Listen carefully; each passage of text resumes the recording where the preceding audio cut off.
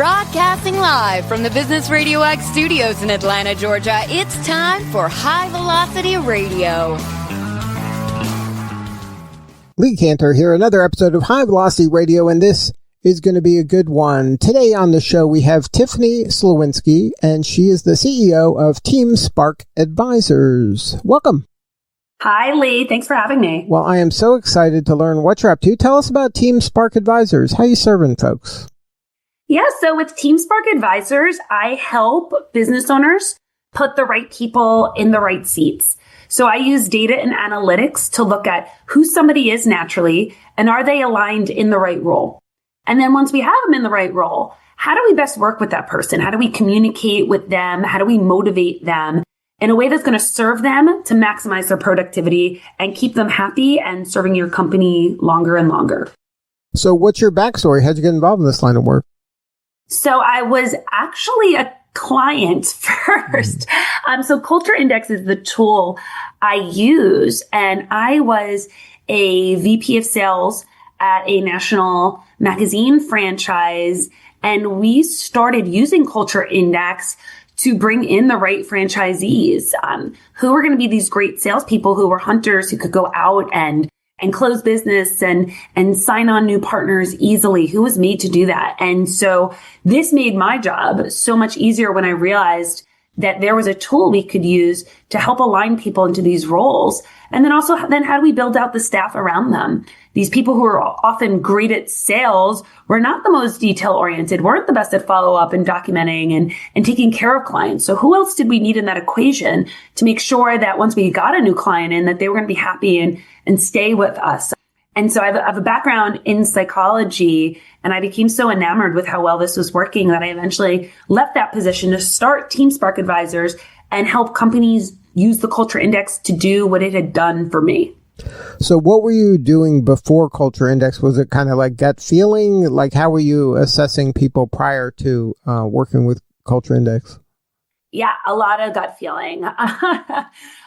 We used to call it the beer test. Is this somebody I would want to have a beer with, right? I mean, it's so rudimentary, but yeah, I mean, the same things that a lot of companies are doing, right? You're looking at resumes, or do they have the experience you want? And then they come in and do you like them? How do they present themselves? Are they professional? Are they showing up on time? And those aren't things you should ignore. It's absolutely something you want to pay attention to.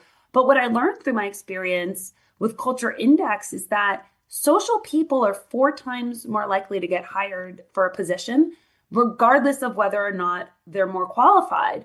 And so for certain positions, yeah, it makes sense. You want social people, but there's a lot of roles out there that, you don't need your accountant to be social. You don't need your engineer to be social. And yet being social was getting people hired into positions that didn't make the most sense for them for kind of an obvious reason, right? Social people interview better. And so I love adding this data piece because this is what takes over when you can't just get a hunch, right? I'm not 100% perfect with my hunches. Nobody really is. And now there's a data point that can help you. Now, there's a lot of assessments out there that deal with, personality and character and things like that. How is this different than some of those other ones? Yeah, there are a lot out there. And I had taken many of them throughout my career. And what I found different with the Culture Index was it was a couple things. One, simplicity of the survey that we use, of the tool. It only takes 5 to 7 minutes. So it wasn't a big lift or ask for people to complete. 2, it's a free range response. So a lot of surveys out there will ask a question and then say, are you A, B, C, or D? And there's times you're like, I don't think I'm any of those things, or I'm more than one of those things, but I can only select one answer. So it's sort of forcing you. It's called forced choice response. With Culture Index, the way the survey works, you could pick as many words or answers as you want. And so you could be a lot of something, a little of something, or somewhere in between. And so the way that the surveys are measured is very different. It leaves all that gray area in there to not just stick people into these little boxes, but look at degrees of things, how people present. You could be a little social or very social. Those are 2 very, very different humans who are going to present in different ways. So the way that the data is aggregated is completely different. And then the reliability rate is extraordinarily high at a 0.92, meaning, if you take the survey 100 times, 92 times out of 100, it's going to come back the same. So that was extraordinarily impactful to me. So when you started using it, how quickly did you have that aha of, oh, this thing works pretty well? Day 2. My initial reaction to it was, okay, this really describes me really well. That's sort of fascinating, but I already know myself, so it wasn't telling me anything about me I didn't know, but it was giving data to it. It was like, this is why I am the way I am. I've always felt this way, but I've never had another survey capture it quite the same. But then when I started looking at the people who worked on my team and my colleagues and starting to understand them through a different lens, that I didn't necessarily know everything there was to know about them. And then even on the next level, I started surveying, my family and close friends. And I was amazed at how many times I literally would get the results and think, this must be wrong. This is not my brother. This is not how he operates.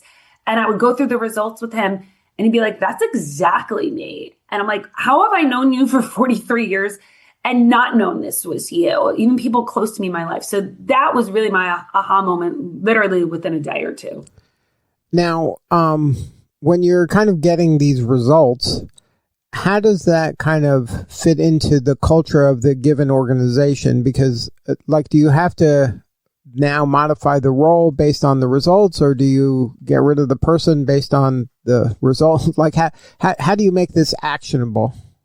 Yeah, it could be all of the above or none of the above. Totally depends, situation dependent. So my goal is to come in and work with who you have. It's not to give out a survey and decide, well, we clearly have all the wrong people. Let's fire every person who works here, right? That's not real life. So some of it is, in some ways, do we have the right person in the right role? Is there a modification to the role that would make more sense? Or do I need to instruct them or mentor them differently? Knowing that somebody's very low detail, are there things I need to put into place to help them tackle some of that detail work? Or are there certain things I should take off their plate because it's not working for a reason, right? And so we learn how to work with who we have, but then we also hire better. So now as new people come in, who's going to fit into this role? And it's in two different ways. One, who's going to fit into the job description of the role? What does the person need to be able to do?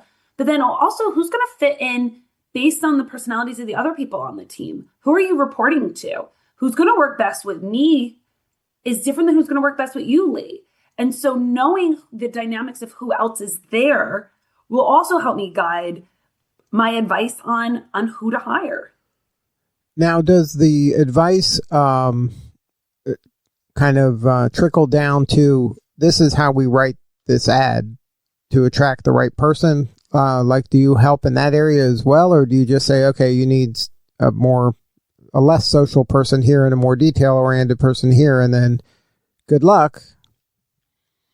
Exactly.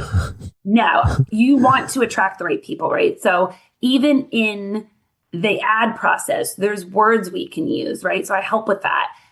If we're hiring a salesperson and we want a sales hunter who's aggressive and outgoing and is going to turn over every stone and be relentless, but then also social and connect with people, the wording we're going to use in that ad description or that job posting is very different than if I'm hiring an administrative assistant, right?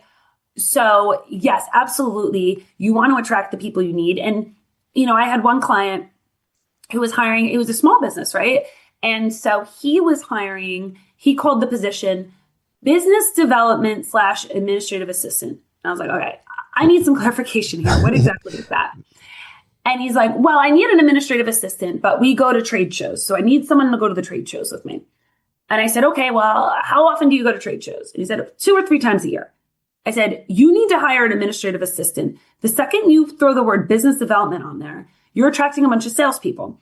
And truth be told, your administrative assistant can show up 2 or 3 times a year to a trade show and help you hand out tchotchkes, collect contact information, and make some follow-up calls.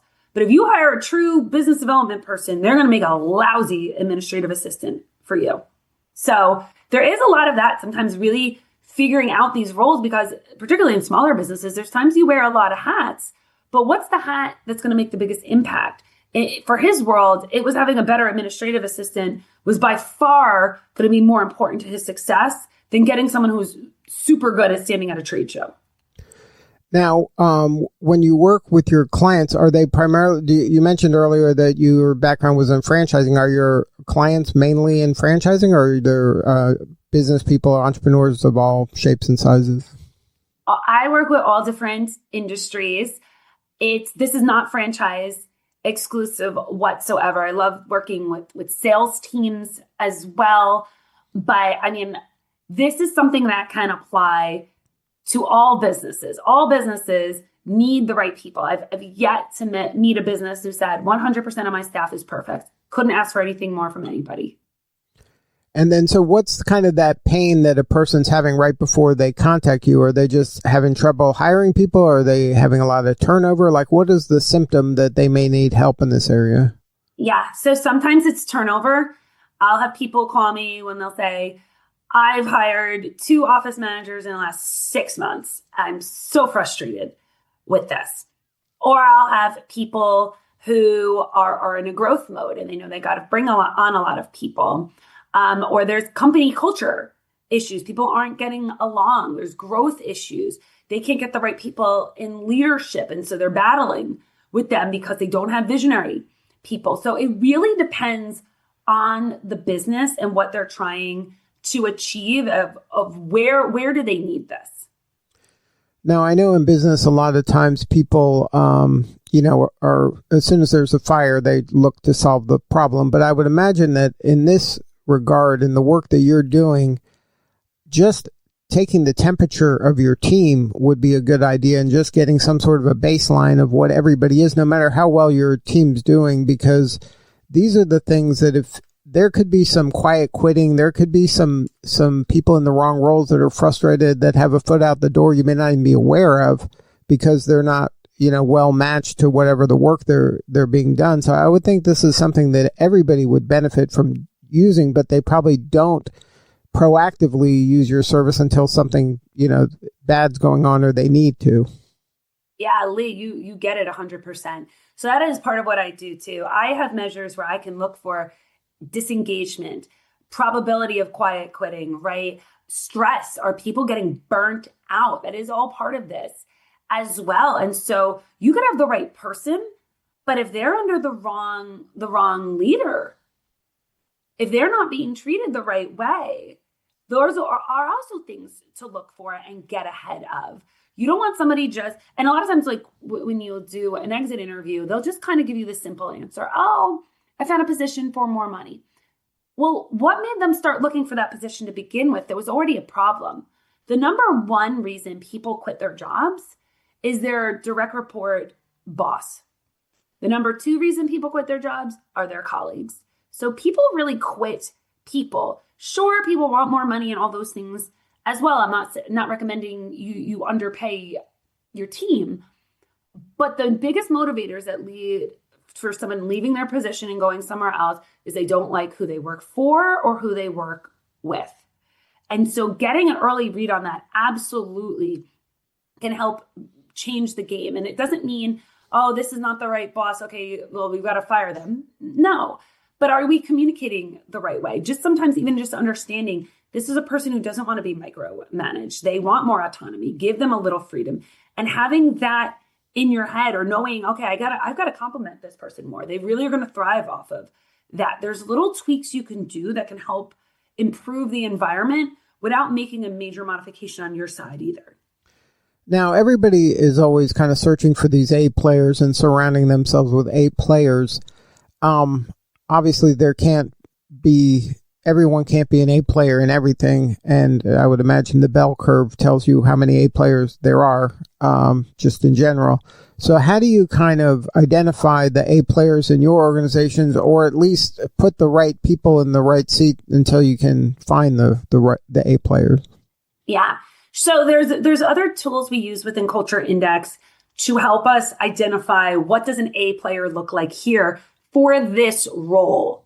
I could be an A player in one role and a D or an F in another role because that's not meant for me. So there's not a finite number of A players. Anybody could be an A player in the right position for them, doing what they are meant to do. So you're looking for A players within different positions, which leads to a lot of different types of people that, depending on the size of your organization, you're going to need.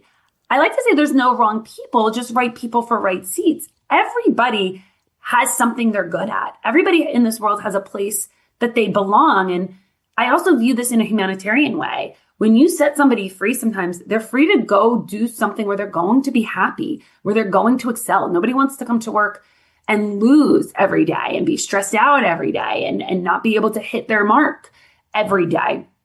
And so you need A players for your company, which might be different A players than another company needs. It's not limited thinking. There's enough A players to go around when we align them correctly. So, how does the process work? Somebody raises their hand and says, Tiffany, I'm struggling, or we have turnover, or we have some issue. Let's get started. So how do you begin? Yeah. So this is a top-down program that starts with leadership. This is not, I come in and just fix your company for you. Although plenty of people have kind of offered that because that seems like the simpler solution to them. They would love to hire me to just come in and do everything. But what I'm doing is I'm training leadership in surveying what to look for. You need to know what you need because a lot of times we're hiring for the wrong things. We have a bias towards ourselves. And so a lot of times we're looking for people just like us. And I'll tell you right now, I'd be my own worst assistant. So it's teaching them how to use the tool, what to look for. Now understanding their people, who are they working with? And so it works its way down through the culture of the company. But if you don't have buy-in at the leadership level, it's going to fall flat. And then the other piece is then also through training is they get better and better at doing this themselves. But I'm also there to be that accountability buddy, that little birdie on your shoulder who delivers the good and the bad news. I'll tell you one thing is that I'm not going to lie to you. I'm going to tell you what the data says. And you could try your best to talk me out of it. And people do all the time, but this person is so experienced. And I will sit there and be that accountability buddy and say, this is what the data says. You are free to make your own choice about that. But I'm not going to fudge what I'm seeing here on paper. That's what you're paying me to do because it's really hard to get out of our own way. I can struggle with this myself sometimes when you really like somebody and you want to see the best in them, or there's some reason they're somehow connected to you in some way and you want to give them the job. And when the data says otherwise, it's having that self-discipline to walk away and say, you know what, I'm going to gamble on data. Does it make it 100%? No, there's other outside factors. I can't measure what's going on in somebody's personal life or their ethics, right? There's other factors out there. But when I'm looking at the data, that is a gambling point that I'm going to bet on every time. So then the first step is kind of assessing the organization and seeing what the roles are currently and what they could be. And then you plug the people into that to make sure the fits are correct. Yeah. So we start off by getting a baseline on who we already have there. So you start with the people, not the role. Like I'm just trying to get the chicken and the egg here because, like they could have a person that is in a role just because, when they were smaller, they were in the role and now they're bigger and they're still in the role and that might not be the right fit for them. Like I would think that you would have to get kind of an idea of what the roles are and then match the people to it. But you're saying you start with the people before the role? Yeah, I'm looking at your people first, or maybe I should phrase it this way. It's being done concurrently. I'm looking at both people and roles at the same time. Who's the person and what's their role? I'm not coming in and saying, let's all just switch all your jobs tomorrow, right? We are looking at this by team. That's why I want leadership in there with me. We're looking at it by team. And so you might have a profile of someone who'd make an excellent salesperson, but they're killing it over in another department. I'm not going to say, let's just put them over here because they're fitting the criteria for another job you have, right? So it's being done at the same time. And there's times, frankly, somebody's going to come back and maybe they're not 100% in alignment for a role, but they've been there a long time. They've learned, they've adapted, there's strengths to them. Okay, are there things we could do to supplement it to get them up to an A player? Is there more training we need for this particular person? Or is this a complete misfit where they're totally, in the wrong spot? And depending on the position, there's ones that this is a huge, huge issue to have. When you're talking about some of these higher level positions, having the wrong person aligned there could be costing a company millions of dollars a year. So this is not one size fits all, that I'm going to do the same thing depending on the position, right?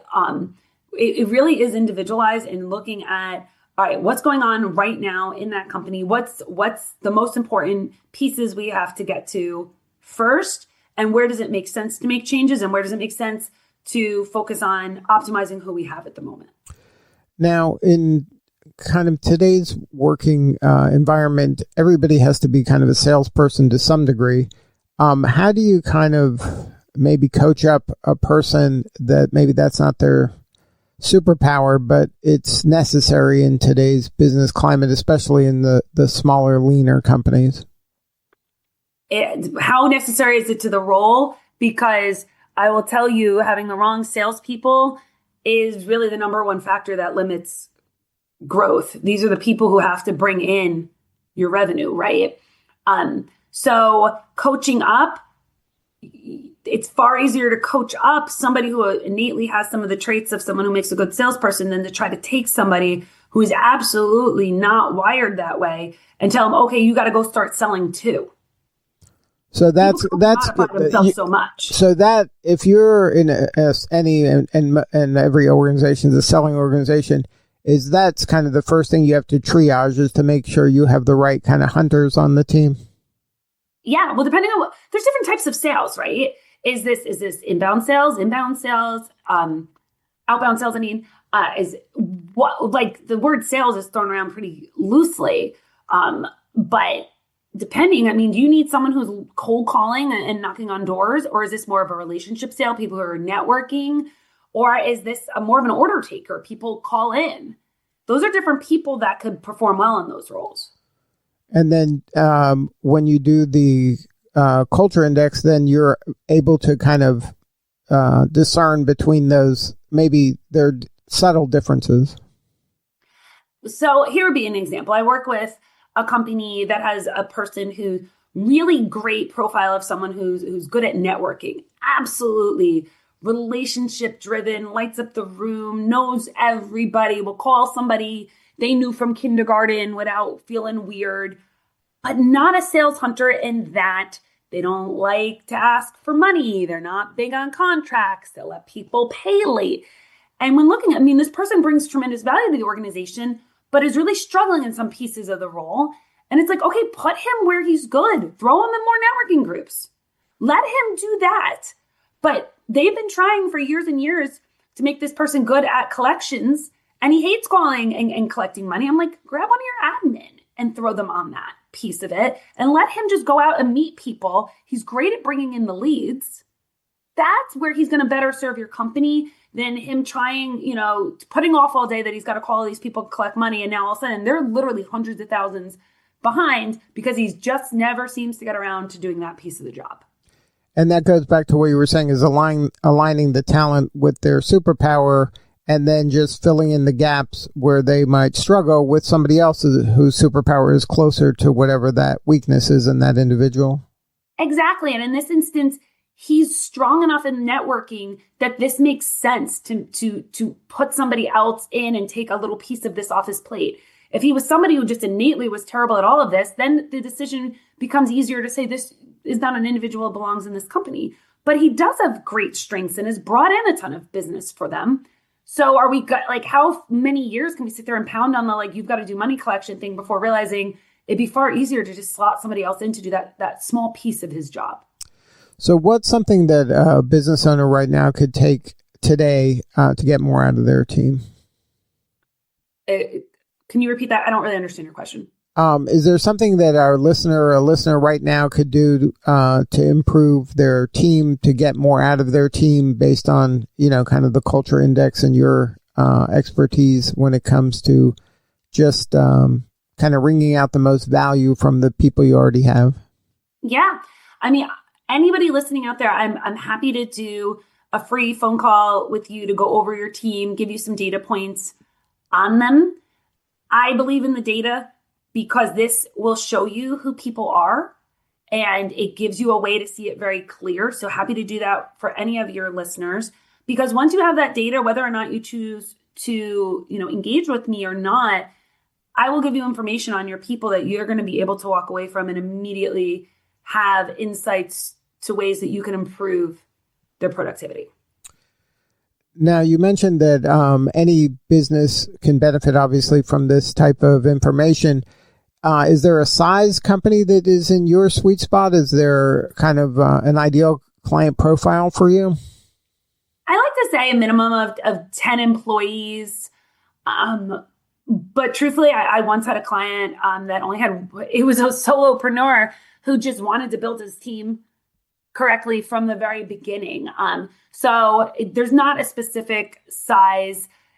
If you value having the right people on your team, and sometimes with small businesses, it can be hard because if you only have a handful of people working there, one wrong person makes up a very large percentage of your workforce. There's not a whole lot of room to absorb those mishires, right? So there's really no minimum. I'm happy to talk to anybody.